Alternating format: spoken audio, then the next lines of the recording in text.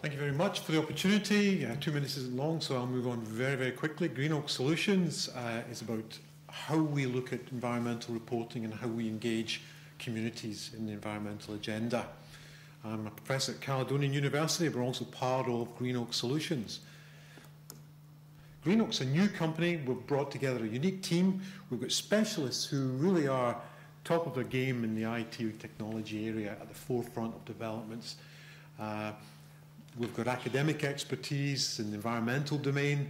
We won the 2020 Climate Group SME Environment that kind of reflected the culture that we're setting in our organisation.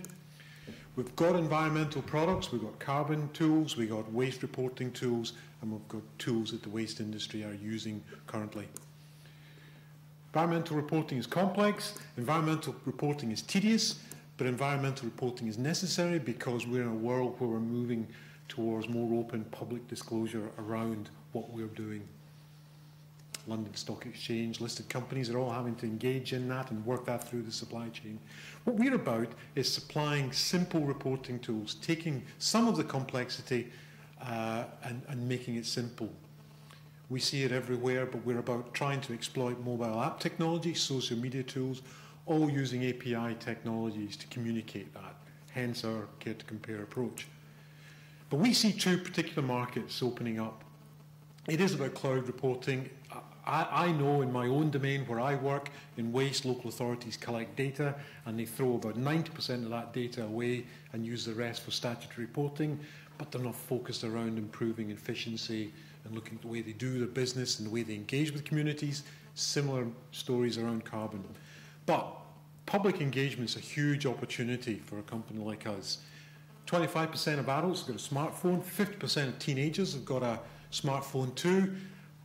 Almost half of these would confess to being addicted to the technology. Glasgow has a Twitter account with 20,000 people following it, and yet we're not using that technology to engage our public and communicate.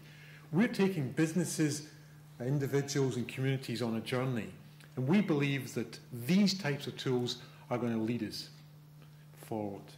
That was nearly 2 minutes. I can talk as an academic for 2 hours, but... So, thank you. I'm not Robert McKechnie. My name is Jim Baird. My colleague Robert McKechnie is the MD of the company, but I'll take some questions. Thanks.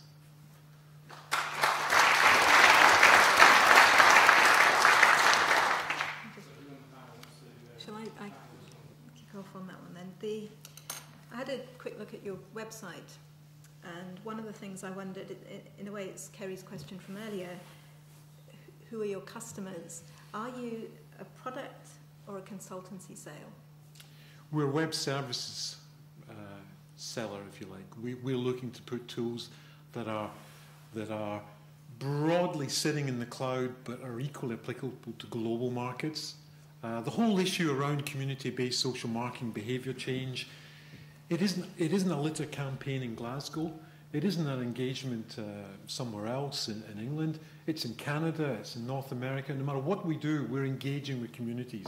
And what we're about is providing those kind of tools to support those businesses. So it's a services business around products. Okay, so it's more of a consultancy sale, and you're selling primarily into public sector, probably.